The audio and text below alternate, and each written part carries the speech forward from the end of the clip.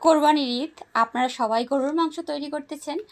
সেহেতু কিছু কিছু জিনিস আছে, এই টেকনিকটা যদি আপনি জানেন, দেখবেন আপনার রান্নাটা এমনিতেও একটু অন্যরকম হবে।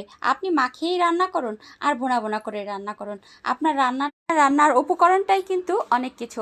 আপনি কিভাবে রান্না করছেন এটা, আর আপনি কি কি দিয়ে পারফেক্টভাবে রান্না করছেন, যদি আমার ভিডিওগুলো দেখেন অবশ্যই আপনি বুঝতে পারবেন রান্নার উপকরণগুলো। আর দেখুন বন্ধুরা, আপনি মাখিয়ে রান্না করুন আর ভুনা ভুনা করে রান্না করুন, আপনার কিন্তু উপকরণগুলো একই রাখবে, পারফেক্ট মাপ।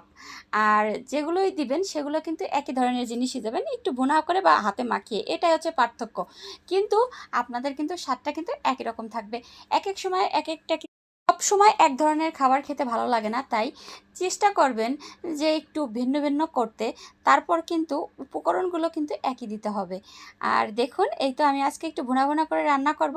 আপনারা চাইলে কিন্তু এই মশলা এইগুলো দিয়েই মাখিয়েও রান্না, অবশ্যই পেজটি সাবস্ক্রাইবার করে রাখবেন, আপনারা বিভিন্ন রকমের টিপস পাবেন।